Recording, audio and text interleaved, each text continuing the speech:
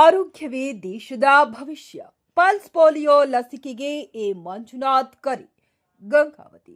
June 28 ಅಂತಾರಾಷ್ಟ್ರೀಯ pulse polio ಲಸಿಕಾ ಅಭಿಯಾನದ ಅಂಗವಾಗಿ ಗಂಗಾವತಿ ನಗರದ ಜೆಸ್ಕಾಂ ಕಚೇರಿ ಆವರಣದಲ್ಲಿ 0 ಇಂದ 5 ವರ್ಷದ ಮಕ್ಕಳಿಗೆ ಪಲ್ಸ್ ಪೋಲಿಯೋ ಲಸಿಕೆ ಹಾಕುವ ಕಾರ್ಯಕ್ರಮವನ್ನು ಭಾನುವಾರ ಹಮ್ಮಿಕೊಳ್ಳಲಾಯಿತು. ನಂತರ ಮಾತನಾಡಿದ ಗಂಗಾವತಿ ಸಹಾಯಕ ಕಾರ್ಯನಿರ್ವಾಹಕ ಅಭಿಯಂತರರು ಕಾರ್ಯ ಮತ್ತು ಪಾಲನೆ ಉಪವಿಭಾಗ ಅಧಿಕಾರಿ ಎ ಮಂಜುನಾಥ್, ಪೋಲಿಯೋ ಮುಕ್ತ ಸಮಾಜ ನಿರ್ಮಾಣಕ್ಕಾಗಿ ಪ್ರತಿಯೊಬ್ಬ ಪೋಷಕರು ತಮ್ಮ 0 ಇಂದ 5 ವರ್ಷದ ಮಕ್ಕಳಿಗೆ ತಪ್ಪದೇ ಪಲ್ಸ್ ಪೋಲಿಯೋ ಲಸಿಕೆ ಹಾಕಿಸಬೇಕೆಂದು ಕರೆ ನೀಡಿದರು.